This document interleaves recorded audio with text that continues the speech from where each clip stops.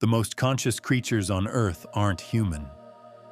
For centuries, we've told ourselves a pretty comforting story, that human consciousness is the absolute pinnacle of existence, a lone peak of awareness in a world of unthinking, unfeeling life.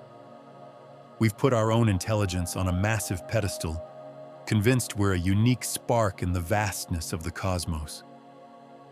But what if that story is just wrong?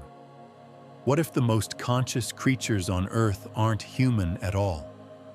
Science is now pulling back the curtain on a hidden world of intelligence in the most unexpected places.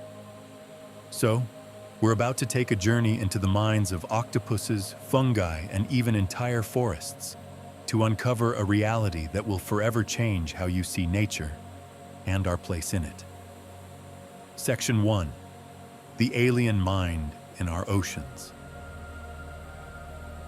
Let's start our journey beneath the waves, in the realm of a creature that seems torn from the pages of science fiction, the octopus. It's an animal we're all familiar with, but one we almost completely misunderstand.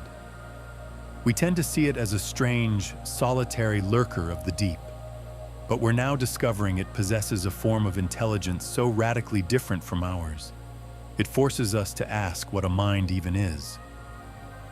The first clue to its incredible nature is its body. While we have a centralized nervous system, our brain is the command center for everything. The octopus is a whole different ballgame. It has a central brain, sure, but more than 2/3 of its 500 million neurons are located outside of its head and within its 8 arms. This has led scientists to a mind-bending question. Could octopus arms have a degree of independence? While research shows there's definitely a flow of information back to the main brain, it's clear we're not talking about 9 separate brains, but one brain with 8 incredibly clever arms. Imagine if each of your limbs could react on its own, yet still contribute to a unified goal. But just how smart are they? The evidence is pretty staggering. Octopuses have been seen solving complex puzzles, using tools, and even seeming to remember individual humans, showing a clear preference for some and a dislike for others. Their ability to learn and recall the locations of food and shelter suggests they build mental maps of their surroundings, a clear sign of memory. So what about an inner world? Do they feel? Do they dream? Recent studies have observed octopuses in sleep cycles that look remarkably similar to ours, cycling between quiet and active phases. During this active sleep, their skin flashes with vibrant, changing colors and textures, leading researchers to wonder if they might be reliving their waking experiences, a potential window into a dreaming octopus mind. While it's not definitive proof, and the experience might be more like short video clips than a full story, the possibility is tantalizing. This isn't just a simple machine reacting to the world. This is a being with preferences, memories, and quite possibly, dreams. The octopus doesn't just live in the world, it truly experiences it. Section 2. The thinking forest floor. Okay, from the alien intelligence of the ocean, our journey now takes us to a place that seems, at first glance, completely devoid of any mind at all. The quiet, dark floor of a forest. Beneath our feet lies an organism that's neither plant nor animal, fungi. For most of history, we've dismissed them as simple decomposers, silently recycling dead matter.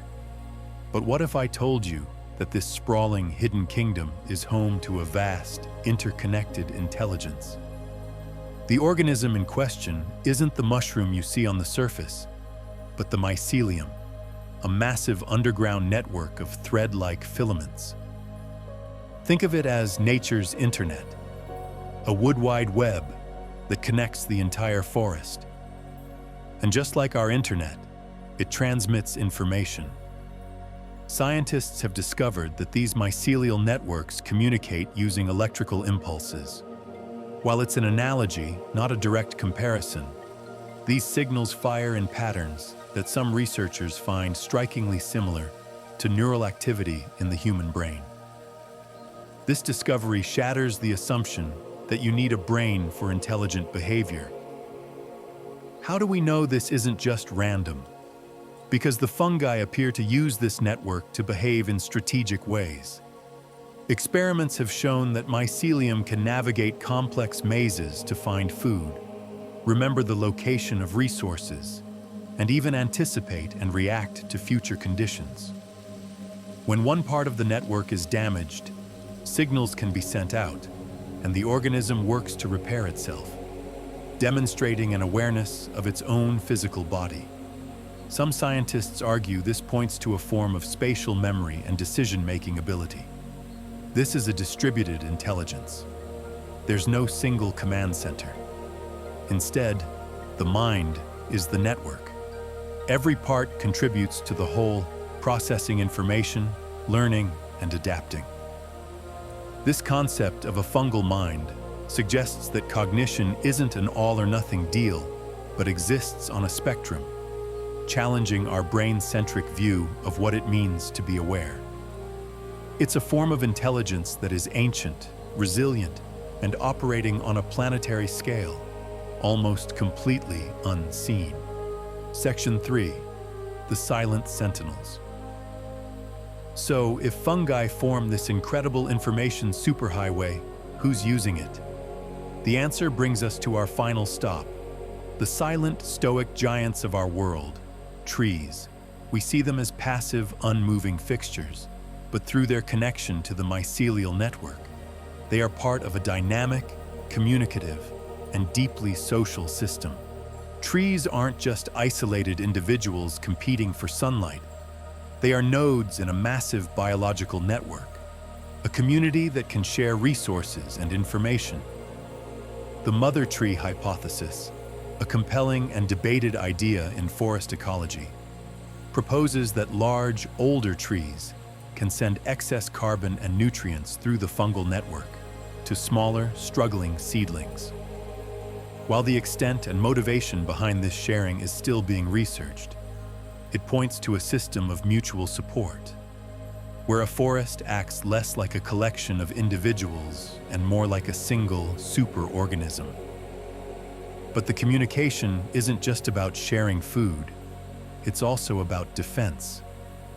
When one tree is attacked by insects, it can send out chemical and electrical warning signals through its roots and the connected mycelial network.